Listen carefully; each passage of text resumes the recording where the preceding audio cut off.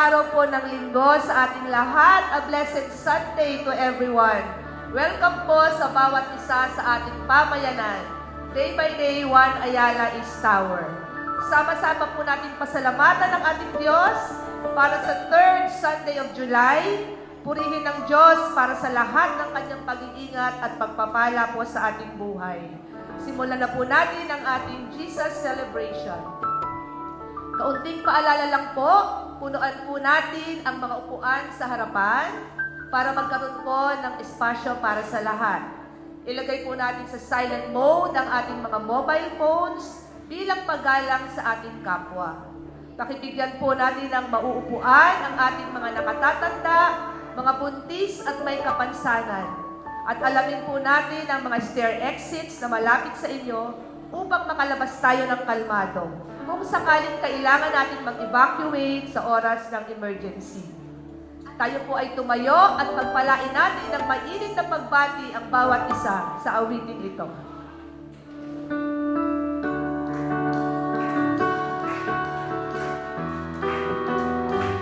I love the thrill that I feel when I get together with God's wonderful people. Love the thrill that I feel when I get together with God's wonderful people. What a sight just to see all the happy faces, praising God in heavenly places. What a thrill that I feel when I get together with God's wonderful people. I love the thrill that I feel when I get together with God's wonderful people. Love the thrill that I feel when I get together with God's wonderful people. What a sight just to see all the happy faces, praising God in heavenly places. What a thrill that I feel when I get together with God's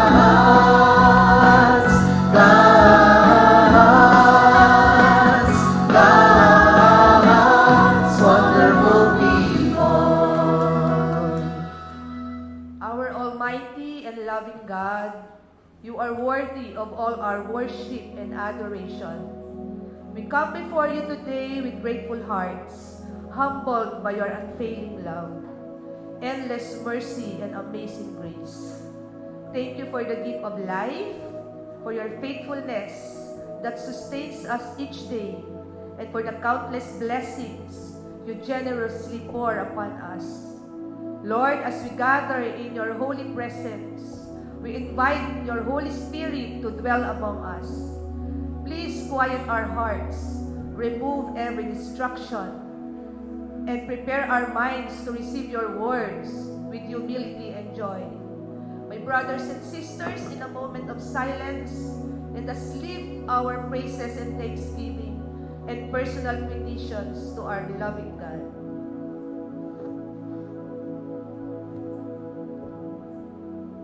Lord, may our songs of praise, our prayers, and every part of this celebration be pleasing and acceptable in your sight. From Psalms 23, the Lord is my shepherd, I lack nothing. He makes me lie down in green pastures. He restores my soul.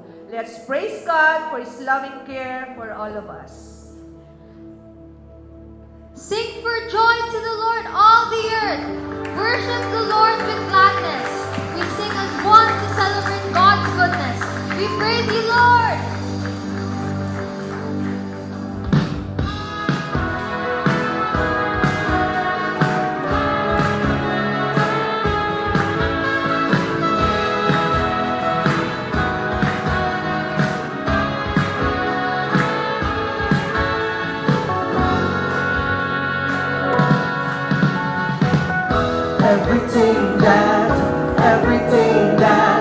Everything that has breath, praise the Lord. Everything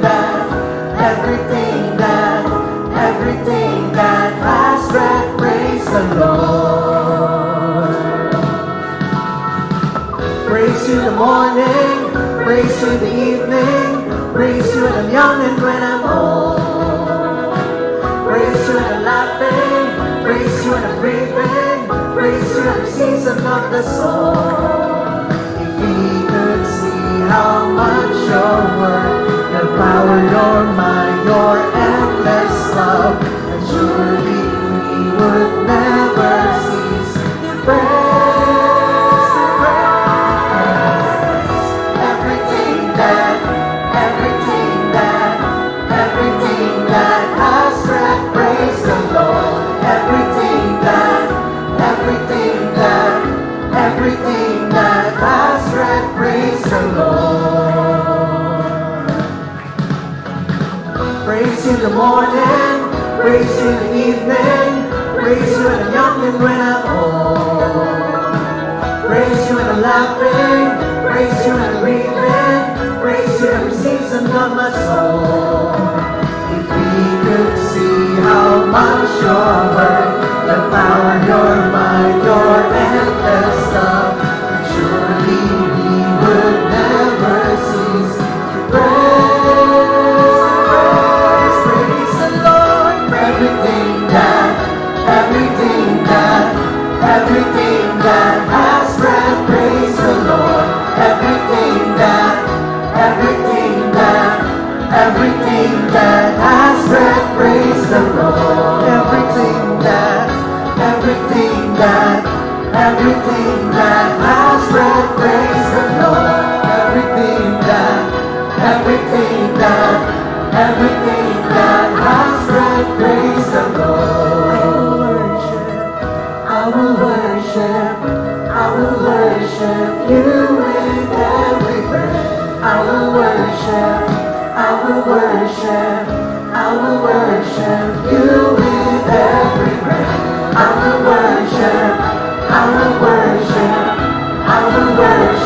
you with every Lord. I will worship you with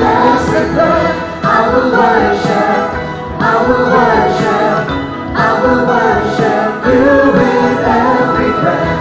I will worship you with every breath. I will worship you with every breath. I will worship you with every breath. I will worship you with every breath. Sama-sama nating purihin ang Panginoon. Sambahin natin ang kanyang dakilang pangalan sa umagang ito. Let us praise the Lord.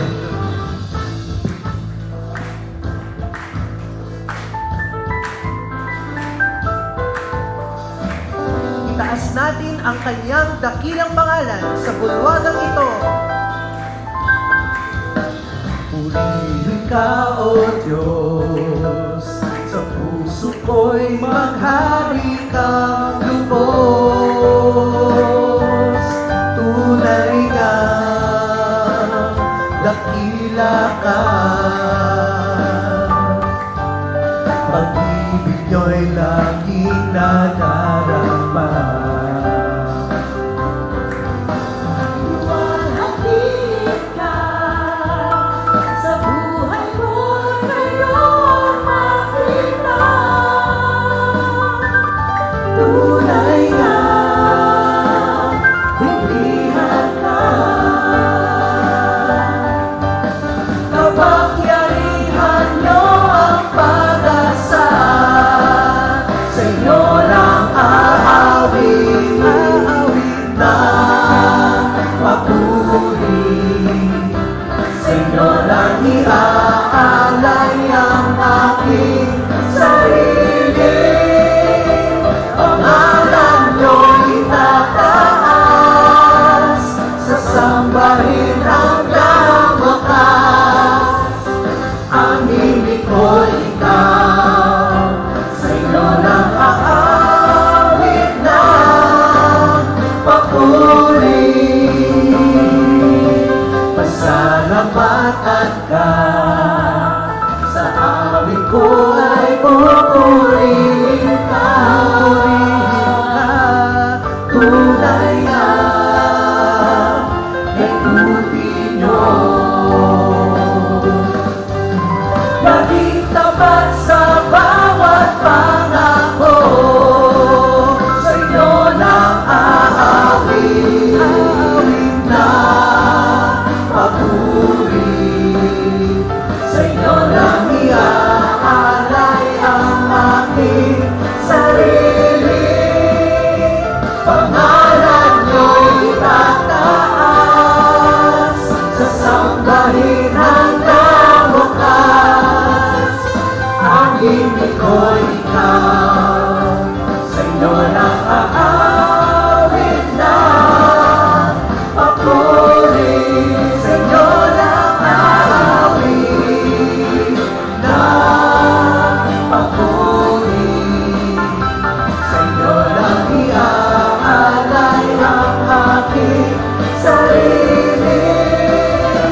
Pangalan nyo'y itataas sa sambahin hanggang wakas.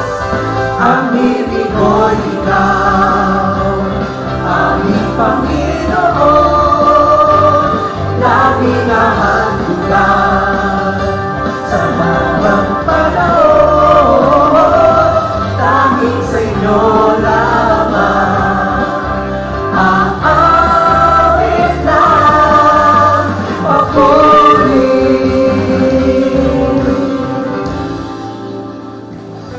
Sa inyo lamang, Panginoon, ang aming awitin, papuri at pasasalamat. We pray, Lord, that we become part of your will and solution, that we shine your light and goodness unto others, the way Jesus teaches us to do. Thank you, Lord, because you speak to us in different ways. We give you our praises and thanksgiving. In Jesus' name.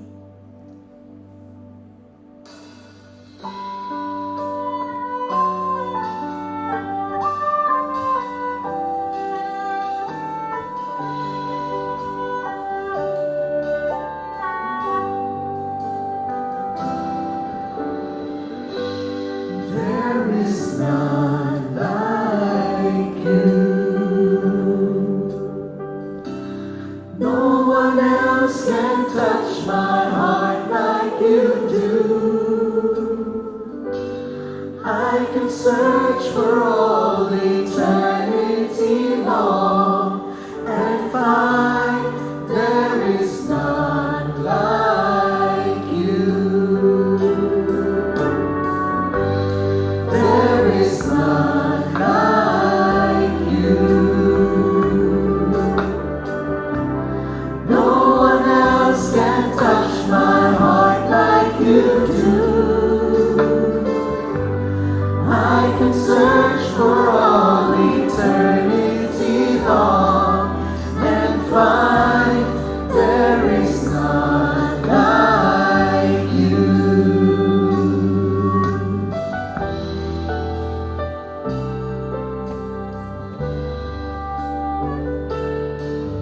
Your mercy flows like a river wide, and healing comes from your hand. Suffering children are safe in your arms. There is none like you. There is none like you. No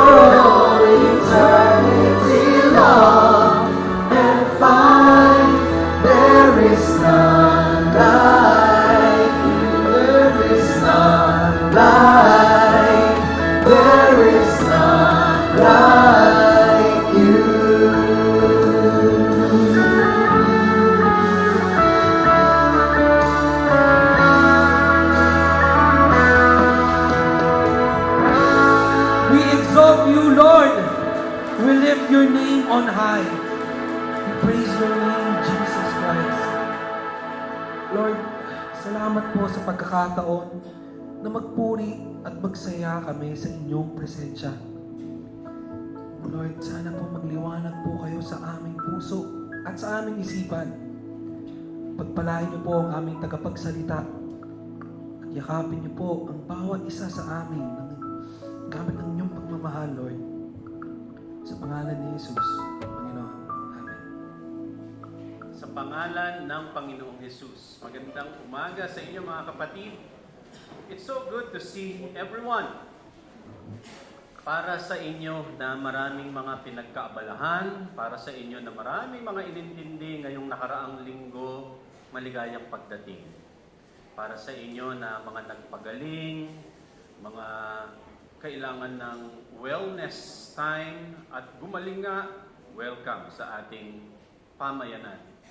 At para rin sa inyo na maraming na-accomplish ngayong nakaraang linggo, congratulations. God is good. At kayong lahat ay pinagpala ng Diyos. Nakatawid tayo pare-pareho sa linggong ito. We have made it through the week because God is good, God is caring. At mga kapatid, para sa inyong lahat, halina kayo sa ating sandali ng pagpapahinga at pagpapalakas sa Panginoon. Let us pray. Father, we continually praise you, and indeed we declare that there is no one, there is nothing like you. There is nothing like your goodness and your love. We thank you, Father, for continually upholding us with your strength. We thank you, Father, because you continually lift us up. Ang daming mga pagkakataon na hindi na namin kaya, ang daming mga pagkakataon na hindi na namin dapat kinaya. Gayunpaman, narito kami at nakatayo. If it is not for your goodness and your love, we will not be standing. But here we are right now.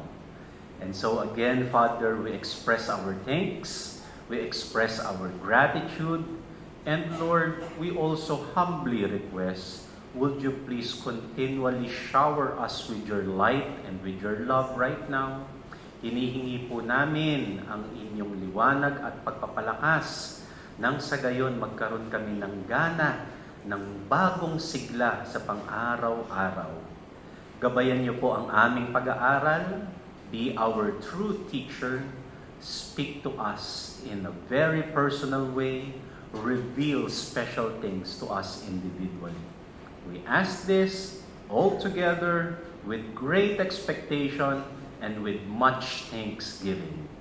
All of this we say, we declare in the name of Jesus. Muli, magandang umaga sa bawat isa. It's so good to see everyone. And huwag na natin palagpasin. Ngitian nyo na yung katabi ninyo. Bless that person with a kind smile, with a warm smile. At ating buuin ang atmosphere ng pagpapahinga at kaliwanagan. Mark 10:45. For even the Son of Man came not to be served, but to serve others, and to give his life a ransom for many. Mark, the Gospel of Mark, tells us that Jesus did not simply come to save. Jesus came to serve. Hindi lang kaligtasan ng lahat ang kanyang pakay, gusto ng ating Panginoong Hesus na mapaglingkuran ang sangkatauhan. That statement should actually inspire us. Dahil kung merong dapat na pinaglilingkuran, dapat ang Panginoong Hesus yun, dahil siya ang Panginoon. And yet, the verse clearly tells us that Jesus, or the Son of Man, came not only to save, but also to serve. One defining characteristic of Jesus is that He served people. Ganun ang lagi niyang ginagawa. Jesus served lovingly and unselfishly. Pero dapat nga pag-isipan pa natin ng gusto, why should the Son of God become the servant? Kasi nga dapat siya yung pinaglilingkuran. Jesus did not serve because He lacked power. He has all the power and authority. Jesus did not serve because He did not have a choice dahil nasa Kanya ang lahat. Jesus served because love is naturally expressed through service. And gusto niya ring ipakita sa atin na there is transformative power in serving. So hindi lang siya yung tagapagbigay at tayo yung recipient, inaanyayahan din tayo ng ating Panginoong Hesus na makiisa, makibahagi sa pagpapala na yon ng paglilingkod sa kapwa. Service is not merely something that God commands. Service reveals who God is. And because we are created in His image, in the image of God, we discover our deepest humanity when we participate in God's life of self-giving love. Yan mga kapatid, ang gusto ko sanang pag-usapan at pag-isipan natin ng sama-sama ngayong umaga sa ating shared reflection na pinamagatan natin, The Lord Who Serves. Service is in God's nature. Kasama yan sa katangian ng Diyos, ang maglingkod. Service is not a special activity that God occasionally performs. Hindi siya special activity, hindi siya special event na ginagawa ng Diyos yung maglingkod. Rather, serving is part of God's character. Service is an expression of God's love. So whenever we say or whenever someone says that I have encountered the Lord, di ba, mayroong mga nagsasabi ng gano'n. Actually, ang naranasan mo yung service, yung loving service ng ating Diyos. The story of creation according to Genesis shows us divine generosity. Divine generosity from the Lord to care and nurture. Pagkatapos gawin ng ating Diyos ang lahat ng mga nilikha, ang hayop, ang mga tao sa story ng Genesis, ganito yung nangyari. Genesis 1:29-30, sabi ng Diyos sa mga nilikha, I have provided all kinds of fruit and grain for you to eat. And I have given the green plants as food for everything else that breathes, including animals, both wild and tame, and birds. And so it was. Pansinin itong kwento na ito, itong bahagi na ito ng kwento ng Genesis. Pagkatapos lumikha ng Diyos, hindi niya lang basta itinapon ang lahat ng nilikha sa isang lugar tapos bahala na kayo dyan. Pero yung binasa natin, ang sabi, I have provided. I have given. God planned for creation to be served, and to serve each other's purpose. Inaayos na niya. Para nang sa gayon, maibahagi niya ang kanyang pagmamahal sa mga nilikha. The Lord created, the Lord prepared, the Lord provided, and blessed all creation. And as I have said, service is part of God's nature. At that should be something that make us think. Kasi, imagine nyo, yung Diyos na sinusundan natin, siya yung naglilingkod sa atin. Siya yung nagpo-provide. Before humanity ever served God, God first served humanity. Kung ang karanasan nating naririnig ngayon ay paglingkuran ng Diyos, yun ay dahil nauna na siyang maglingkod sa ating lahat. God's protective care and guidance is actually continuous service. So sabi nga, humihinga ka ba ng hangin? Nadadapuan ka ba ng warm sunlight in the morning? Iniikutan ka ba ng tag-araw at tag-init or tag-ulan? Iniikutan ka ba ng lahat ng yan? Lahat ng yan, mga kapatid, service ng Diyos sa ating lahat. Napagpala ka ba? Thankful ka ba sa mga blessing na na-receive mo? Well, service yan ng Diyos sa ating lahat. God's protective care and guidance, that is part of His continuous service. The Lord's higher power oversees the universe. All creation is overseen by God all human affairs. Lahat ng yan, iniintindi at inaasikaso niya. Tulog na tayong lahat, siya kumikilos para sa atin. God cares for and nurtures us with His kind service day by day. Psalm 23, verse 1 to 3, "The Lord is my shepherd, I lack nothing." Yun ang napagtanto tuloy na nagsusulat ng Psalm. Sabi pa niya, He makes me lie down in green pastures, and God leads me beside quiet waters. He refreshes my soul. Imagine, kung merong mga 5-star full-service hotel, tignan mo naman yung description ng Psalm 23. Dahil meron akong tagapangalaga, walang kulang akong nakikita, sabi ng gano'n. Kada datnan kong lugar, pwede akong magpahinga. Daig ko pa yung matres sa isang 5-star hotel with the green pasture surrounding me. I am totally refreshed at panatag at payapa ang aking kalooban. God also continues to serve humanity and all creation through Jesus. God's nature did not change when Jesus came. As a matter of fact, when the Word became flesh, God revealed even more of His servant nature. Nang magkatawang tao ang Panginoong Hesus, alam natin sa maraming mga pag-aaral at marami ng kwento na inilaan ng ating Panginoon yung kanyang sarili upang magpagaling ng mga may sakit, upang magpalaya ng mga may nabibihag ang isip at puso.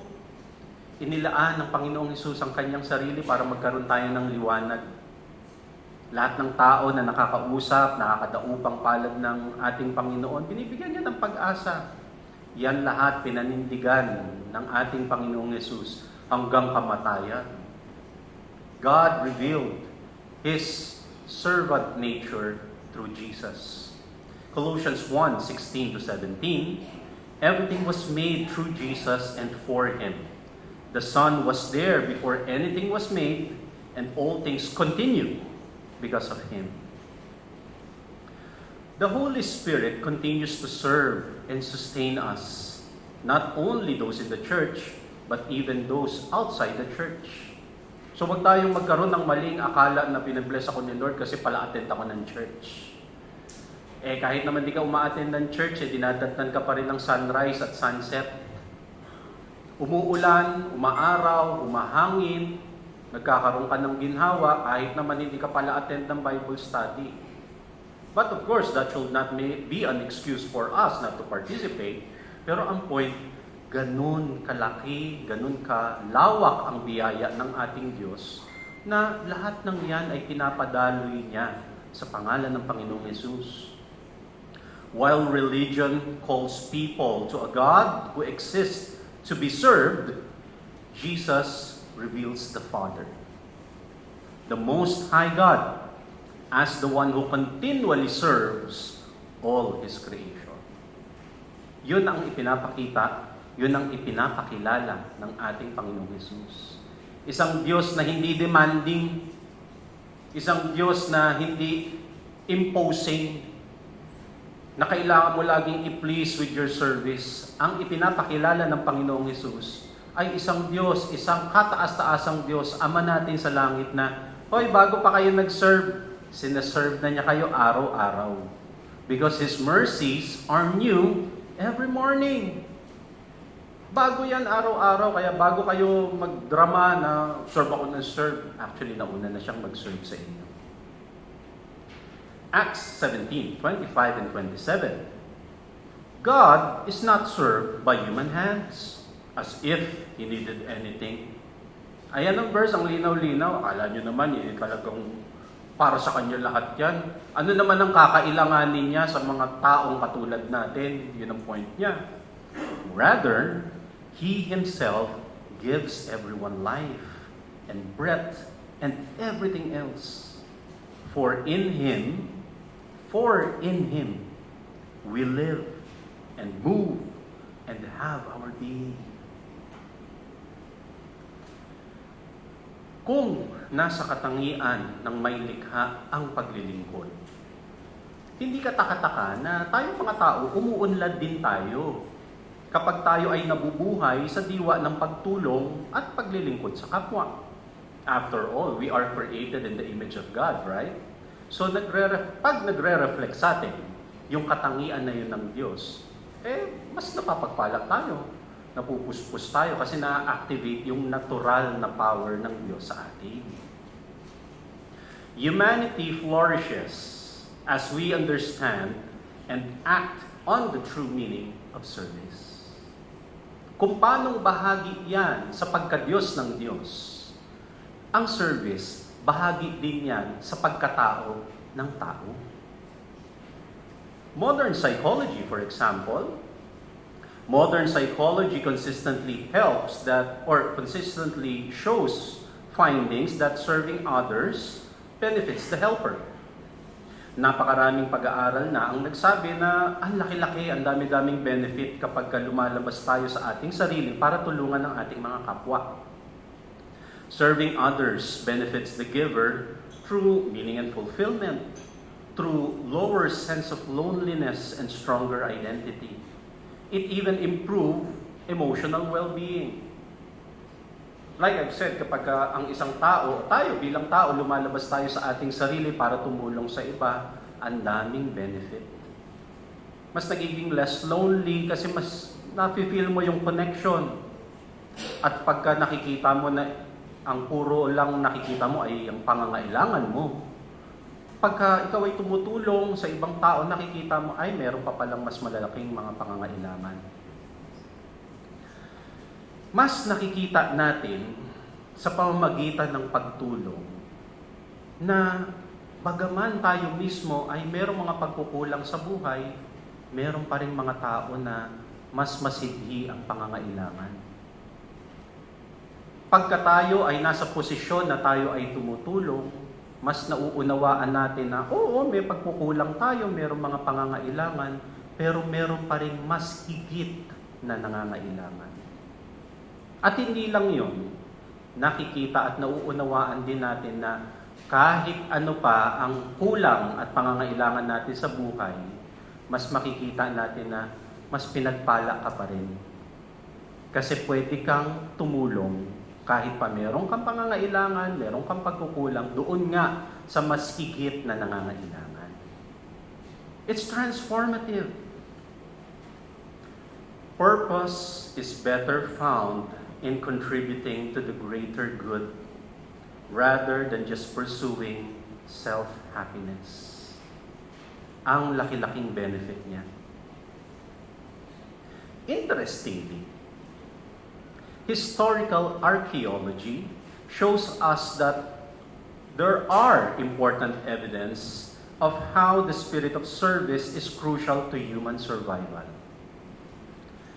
The spirit of service is crucial to the development of humanity and civilizations. Gusto kong ipakita sa inyo itong mga collection ng archaeological findings. Sumaglit tayo sa science ng archaeology. 3 photo yung nakikita nyo sa screen. Isa-isa from left to right. Yung una nyo nakikita is a skeleton that is actually 1.8 million years old. Ganun katanda. So kung feeling mo, you were born in 1979, hindi ka pa matanda. Kasi yan ang matanda, 1.8 million years old. Yang unang litrato ay isang photo ng toothless elderly person 1.8 million years ago. The second photo is the Cima de los Huesos paralyzed teen.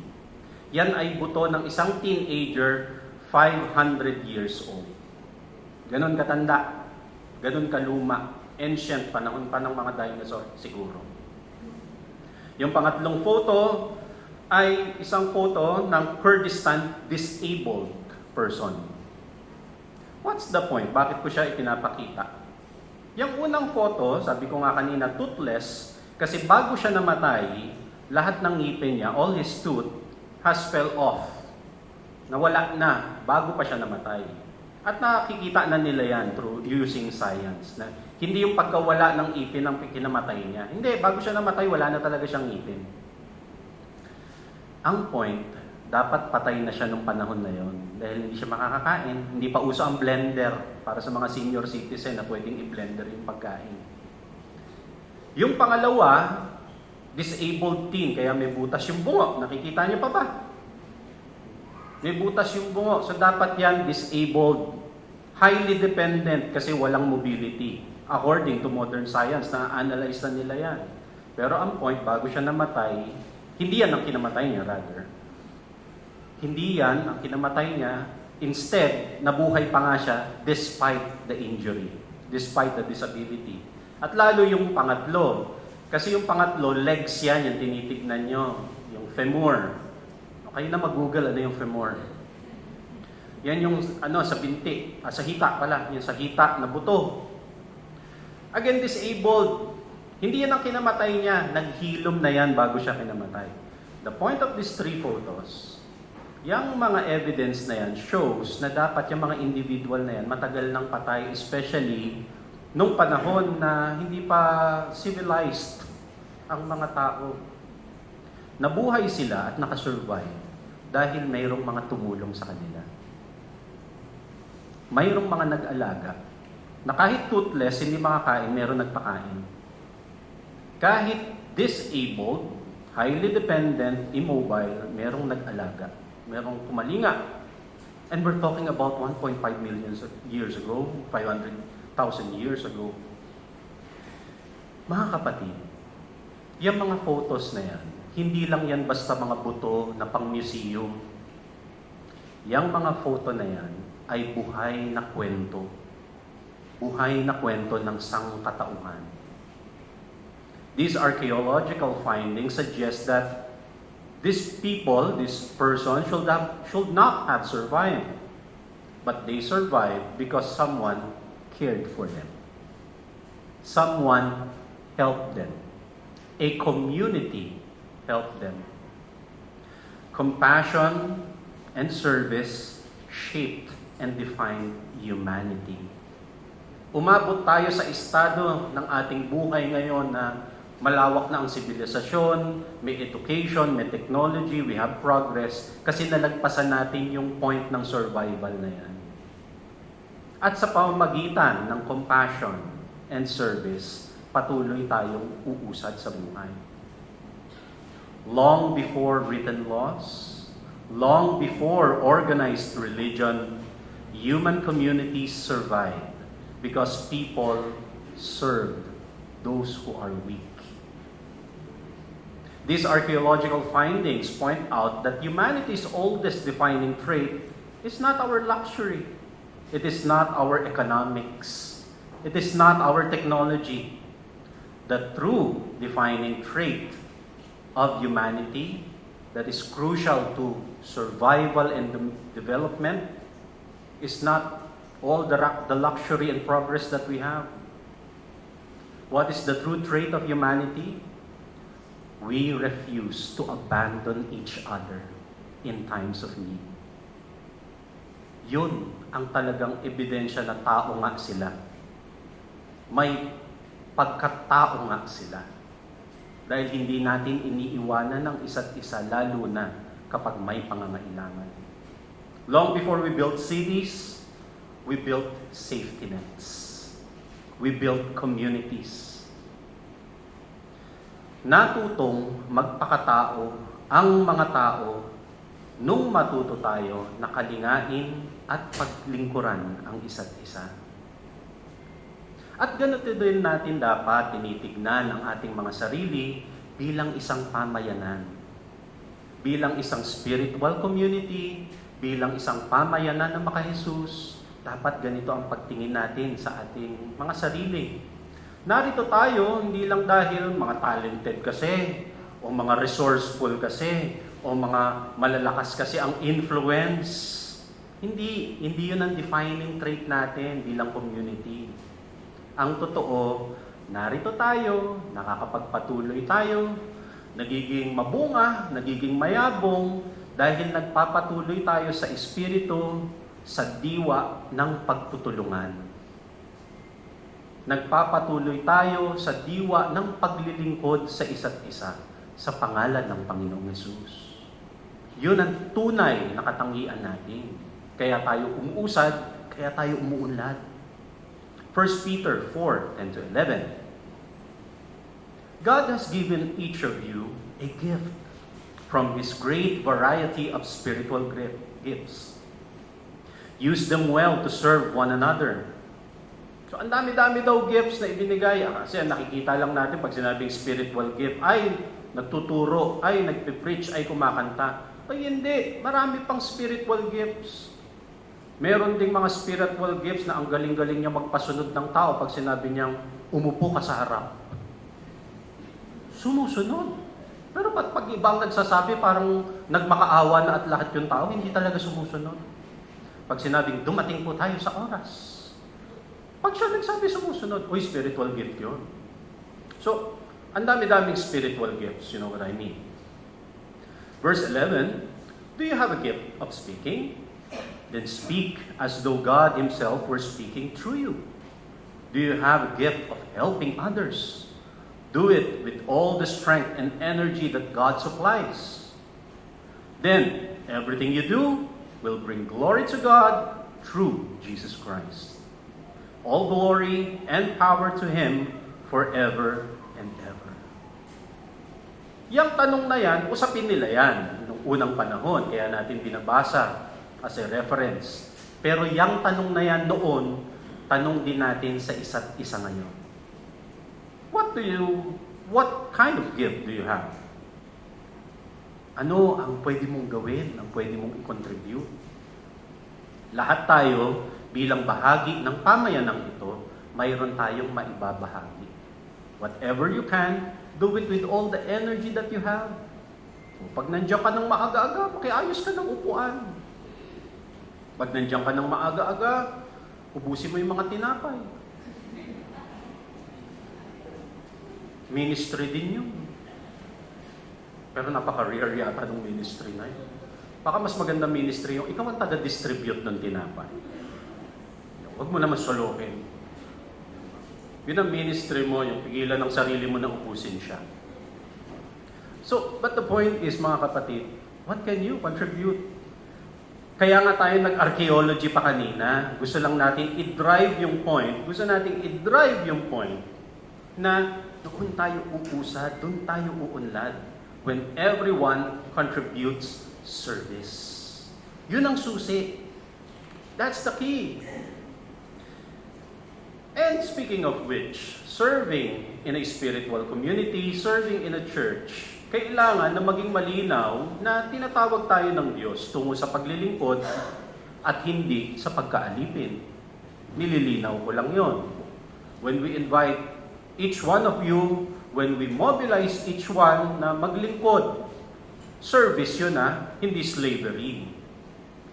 God did not create service because God did not create service because humanity fell into sin. Hindi tugon ng Diyos ang service dahil nagkasala ang tao. Baliktad nga Actually, nakurap yung pananaw ng service dahil nagkasala ang tao. Hindi yun ang original intention niya. Mayroon kasing mga nade-develop or not-develop na kaisipan na kailangan ko mag-serve to please God. Kailangan ko mag-serve para mabawasan ang kasalanan ko. Magkaiba yung naglilingkod ka para mabawasan yung kasalanan mo o dahil may kailangan ka kasi kay Lord kaya magsaserve ako. Ano yun? Parang sinusulan mo siya ng service mo. Mali yata ang pananaw na yun. Magkaiba yung ganong pananaw doon sa pananaw na naglilingkod ako dahil nauna na akong pinagpala, nauna na akong minahal, nauna na akong pinaglingkuran ng ating Diyos. Magkaiba yun. Malayo ang pagkakaiba ng dalawang punto de vista na yun. So when you serve, when you respond to the call of service, it should be clear that you are serving as a servant and not as a slave. Galatians 5:13, you, my brothers and sisters, were called to be free. So hindi slavery ang calling, service, servanthood ang calling.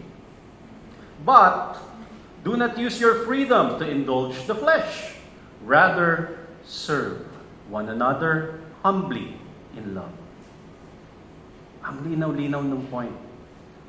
Service, servanthood, not slavery. And so, to follow Jesus is to follow the way of Jesus of serving others. So sinasabi natin, we worship the Lord. Kinakanta pa natin, we worship you. We pray to God, our admiration, our surrender to the Lord. Okay lahat ng yun. Alam nyo pa ang isang mas totoong way of worship, way of surrendering to the Lord? Serve others. Mas nagiging buhay yung diwa at espiritu kapag nakalaan tayo para magbigay ng ating sarili, ng ating buhay sa paglilingkod. Serve like Jesus, serve in Jesusness. Maraming paraan. Ang dami-daming paraan. One of which I would like to focus on at sana baunin natin, express your love by serving one another in the family, among friends, and even among those who you work with. Kung meron tayong mga relationship na ang katangian ng ating pakikitungo sa relationship na yon ay paglingkuran ng isa't isa, if we consider the good of others as much as we care for ourselves, uunlad at uunlad, magiging mas malalim yung mga relasyon na ganyan. Inside the family, kung ang pananaw nyo sa isa't isa is you want to serve one another, hindi lang yung parent ang nagsaserve sa mga children, but children also should serve the parents. Kung ganun ang pagtingin among siblings. Kaysa magkumpetensya kayo sa isa't isa, kaysa yung mga magkakapatid nagkukumparahan ng kung sino ang mas malaki ang achievement, kung sino ang mas malaki ang bank account, kaysa ganon. Kung ang pananaw ninyo is, paano ko kaya masaserve ang aking kapatid? Vice versa, of course. Mas magiging malalim ang relasyon at mas magiging maunlad kayo bilang pamilya. Ganon din sa magkakaibigan. Kaysa magkumparahan ng sino na ang mas mataas ang posisyon sa amin sa kanya-kanyang trabaho. Kaysa magkumparahan kayo sino na ang pinaka-may latest promoted na position o mas malaki ang sweldo. Why not look at it by serving one another and reaching each other? If we consider all these things, we would live in a better world, a brighter world. 1 Corinthians 10:24, try to do what is good for others, not just what is good for yourselves. Ganun ang tamang pananaw. Also, serve those who are in need, especially those who are not able to give back anything. We serve not to earn God's favor, but because we have already received much blessings. Yan ay na-establish na nga natin kanina. Kailangan ko siyang bigyan diin kasi madalas or natural bilang tao na mas madali kasi na maglingkod doon sa mga tao na alam natin makakapagbalik sa atin. Mas madaling magbigay ng favor, mas madaling tumulong doon sa mga tao na alam natin may mahihita tayo later on. Pero gusto ko rin buksan yung ating isip, yung ating puso, sa isang aspeto ng pagtulong. Jesus invites us to serve even those who cannot repay us. Matter of fact, especially those who cannot repay us. Leave your reward in God's hand. And then you will know how much the Lord will provide. How much the Lord will reward. Kasi nga hindi siya makakapagbalik eh. May balance ang universe. Sino magbabalik nun sa'yo? Let the Lord be the judge of that. Yun ang challenge natin sa isa't isa. Know and see kung gaano kagaling mag-balance si Lord ng mga tulong na ibinibigay mo. Lalo tigit doon sa mga hindi makakapagbalik. Hindi rin natin dapat kalimutan, we have to also expose ourselves to serve in the church. to serve in the ministry. Contributing help in the ministry is not always about serving on the stage. Kadalasan nga kasi ang nakikita nating ministry, yung mga tumatayo sa harap. Napakaraming ministry ang hindi tumatayo sa harap. At mahalaga yung kanilang mga contribution. While we see people in front running the program, we must not forget that there are also a lot of work behind the stage, on the floor. Ang dami-dami niyan sa mga prayer room, sa mga studies, sa administration, ang dami-dami kayang kailangan. Lalo ngayon na nababanggit ko lagi, medyo dumadami yung ating population. Ngayon may requirement na tayo for ushers. Kasi dati, nung nagkikita-kita tayo, kilala natin yung 30 mukha na pumapasok. Pagka merong hindi nag-match dun sa mata mo, dun sa 30 na yung kilala mo kagad. Ngayon, kailangan mo na ng AI. Pag nakita mo, sino ito? And as I have said, we need to help. We need to contribute. Ang daming kailangan sa administration at maraming kailangan sa financing. Uulitin ko, ang daming kailangan sa financing. We are lucky na andito tayo sa KMC, sa One Ayala, and it can support our numbers. But can you imagine what if madagdagan pa yan? After message, hindi ko maiwasan yung sarili ko na pumunta sa likuran kasi gusto kong kumustahin yung mga nandun sa dulo.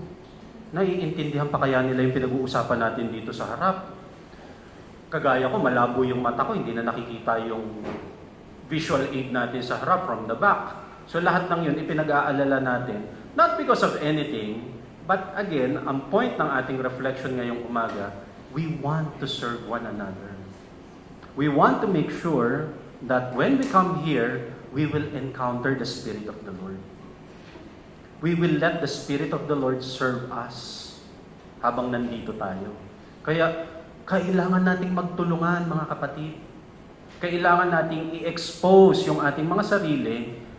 What could be my part in that service? What could be my contribution in running the church?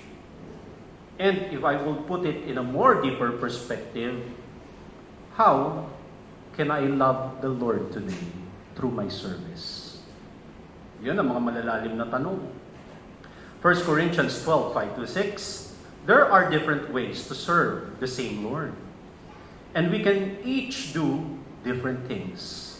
Yet, the same God works in all of us and helps us in everything we do. Ang dami-daming ministry, avenue for service na pwedeng buksan.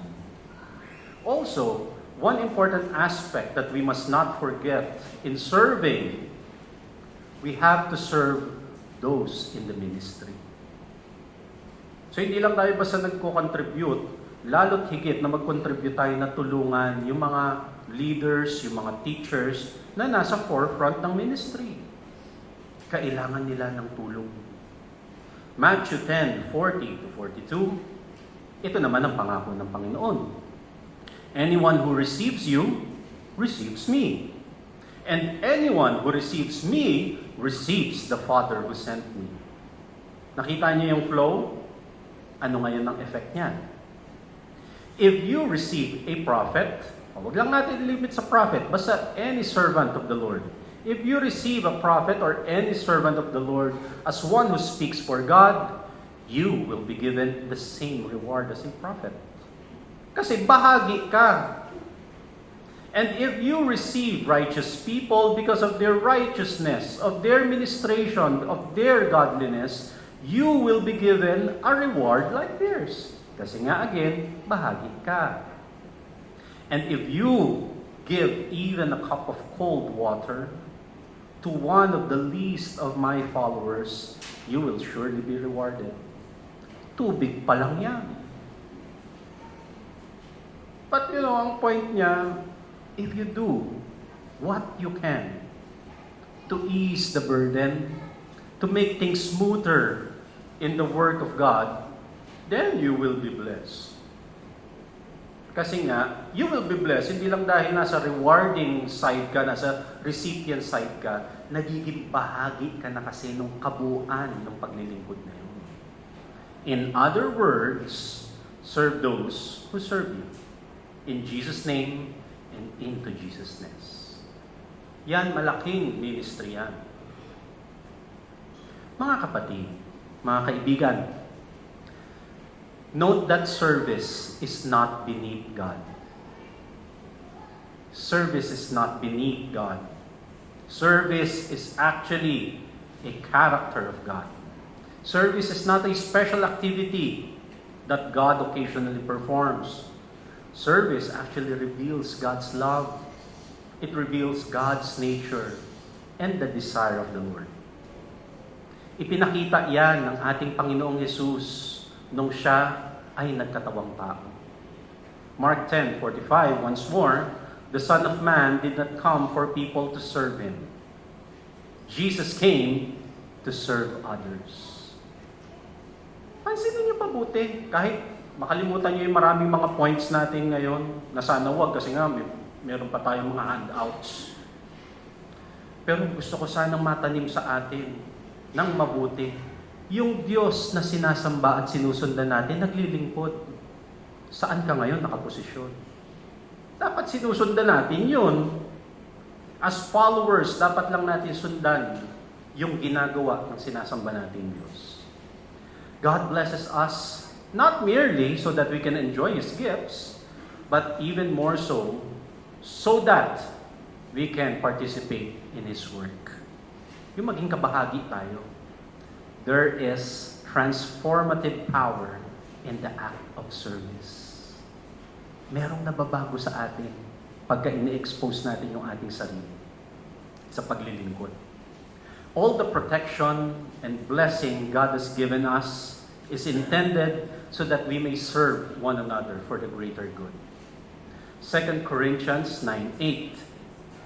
God is able to bless you abundantly so that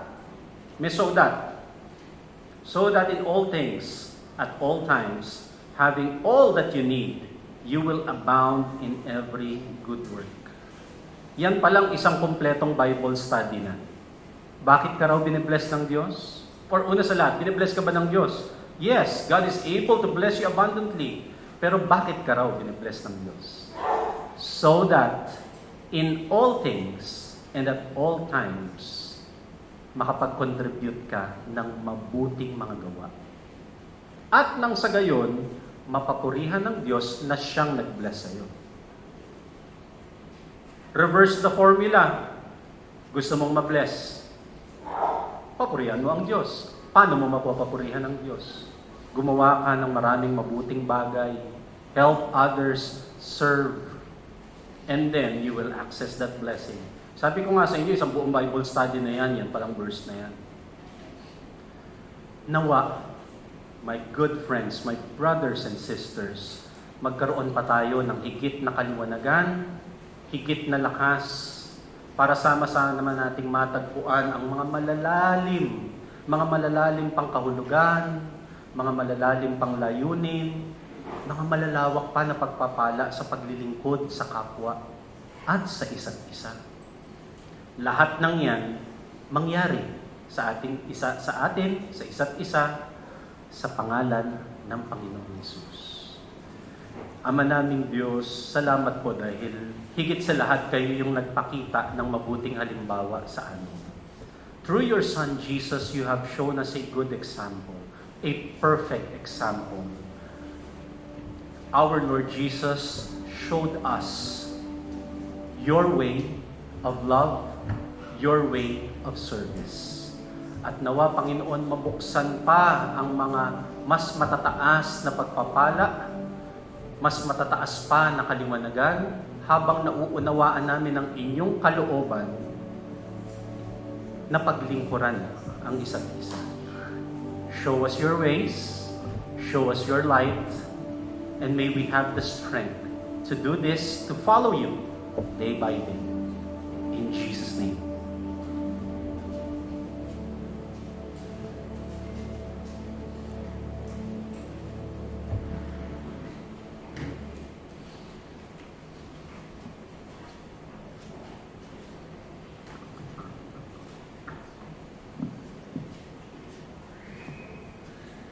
Heavenly Father, thank you for all the blessings you've given us.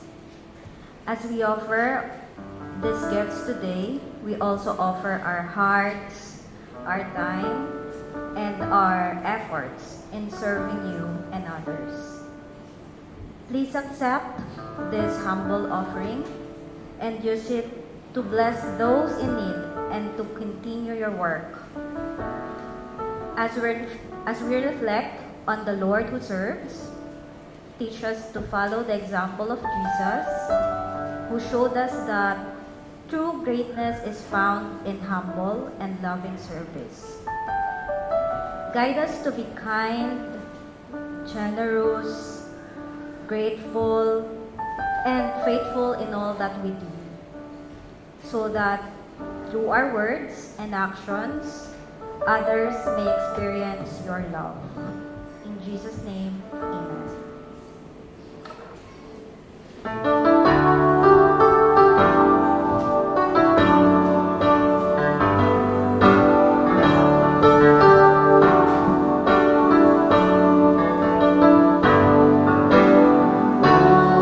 Ang aming gawa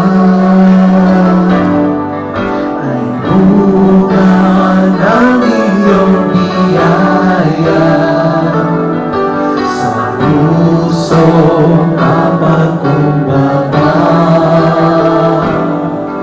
ituring mong kaaya-aya. Ang alay ko, Panginoon, ay alay ko sa kapatiran. Ang buhay ko'y nakatuon, nakalaan sa katuwiran. Sa diwa mapagkaroon, sa diwa na mapapalaya, ang aking dakilangan mo. Ituring mo kaaya-aya. Ang alay ko, Panginoon, ang alay ko sa kapatiran.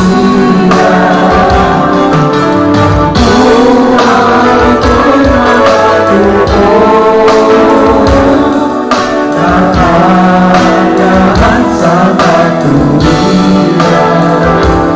Luwalhati sa Diyos, Alleluia.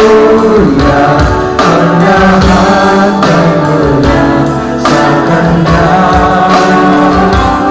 Luwalhati sa Diyos, Alleluia. Ang lahat ay mula sa Kanya. Ang lahat ay mula sa Kanya.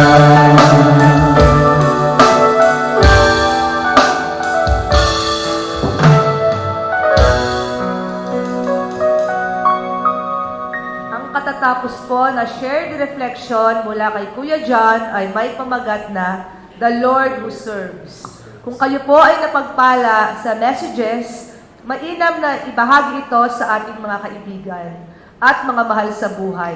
Hanapin lang po sa YouTube ang Day by Day, Juan Ayala is Tower and Shorts by John Arrieta. Mapapakinggan din ang mga messages ni Pastor Ed Lapis sa YouTube at Facebook. Hanapin lang ang Day by Day Jesus Ministries. Isang mainit pong pagbati ang ating ibinabahagi sa ating mga first-time guests. Binabati din po natin ang ating mga bakasyonista mula sa probinsya at mga balikbayan. Pagpalain po kayo ng Panginoon. Isang pagpapala ang makasama po kayo at mamaya po ay magkwentuhan po tayo sa ating munting salo-salo. You are all welcome to be part of our community into Jesus-ness. Para po sa may mga nais makasama sa panalangin, bisitahin po ninyo ang ating silid katahimikan dyan po sa inyong gawing kanan. Nakaantabay po ang ating mga prayer ministers para samahan kayo sa panalangin. You may send your offerings and love gifts or donations through our official bank account. Please refer po sa details na nasa screen po natin. Bisitahin din po natin ang ating kaloob book table sa may gawing entrance para sa mga copy ng libro ni Kuya Ed Lapis at Kuya John Arieta. Hanapin po si Ate Charlotte at Ate Nona. And we are glad to share that we have successfully completed our outreach program at Concordia Orphanages yesterday. At tabayanan po ang buong pagbabalita sa susunod na linggo. Patuloy po natin inaanyayahan ang mga magulang ng mga bata sa ating Junior Sunday School para sa isang meeting kasama ang ating mga volunteer teachers para po sa iba pang detalye sa ating information booth. At sa presiders meeting po, tinatawagan din po ang lahat ng mga presiders para sa isang ministry meeting. Makipag-ugnayan kay Ate Beverly at Kuya Manolet para sa mga detalye. Nais po natin ibalita na magkakaroon ng special study ang mga husband and wives na pangungunahan ng ating mga couples. Ito po ay gagawin tuwing 9 a.m. to 10 a.m. sa study at kwentuhan area. Makipag-ugnayan lang po kay Kuya Pio at Ate Christy Cuevas para sa mga detalye. Magkita-kita po tayo muli next week, July 26, sa ating pamayanang Day by Day 1 Ayala East Tower. 9 a.m. po ang ating studies at kwentuhan at 10 a.m. naman po ang ating Jesus Celebration. For our last reminder, palaging maging alisto at tandaan po ang ating mga emergency exits. Kung sa pagkakataon na may emergency at kailangan natin mag-evacuate sa ating worship hall, mag-assemble po tayo sa may tawid ng EDSA. At narito po, gusto ko tawagan si Kuya Gani para sa ating closing prayer.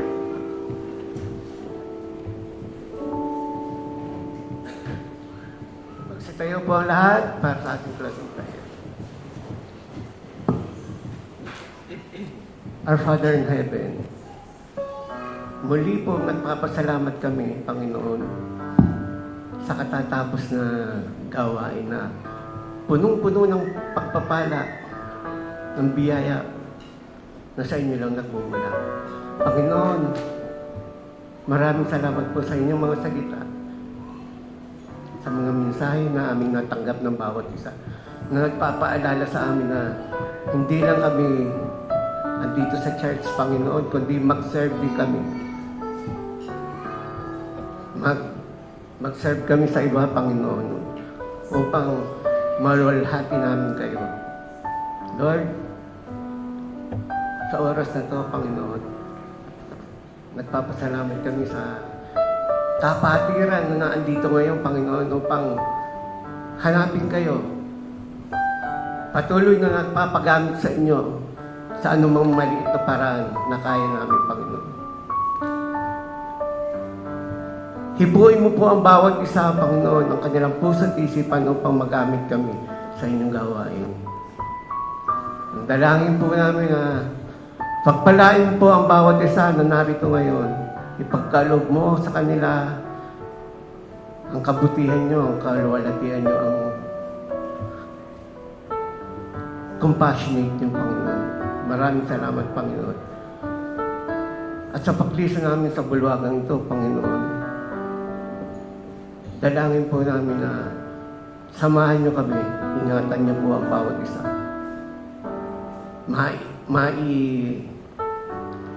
Share namin ang mga natutunan namin dito, ang mga natanggap namin mga pagpapala, mga kaalaman, ma-share namin sa iyo. Muli, nagpapasalamat po kami sa bulwagan ito, sa aming paghayo. Makarating kami ng safe and sound sa aming paroroonan. Ito po ang aming dalangin sa ngalan ng Ama, ng Anak, at ng Espiritu Santo. In Jesus' name.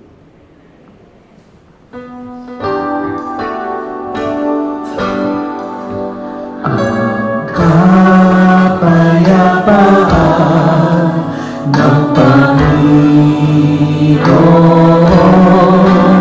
at ang kanyang biyaya'y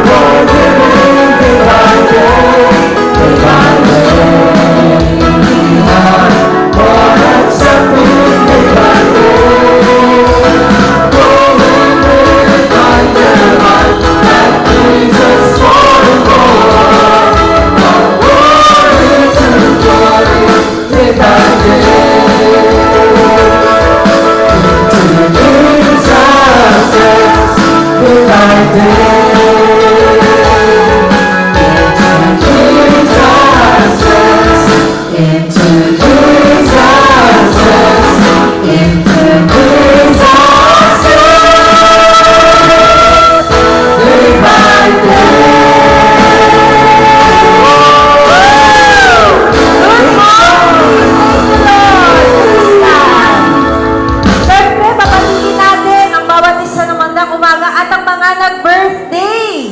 Tatawagin po natin sila, pagpipray po sila ni Ate Gina Navarro, si Kuya Ryan ngayon mismo, Kuya Ryan Uy, Brel, Tasay, Ate Nora, at pakatulong pa. Happy birthday to you. Happy birthday to you. Happy birthday, happy birthday.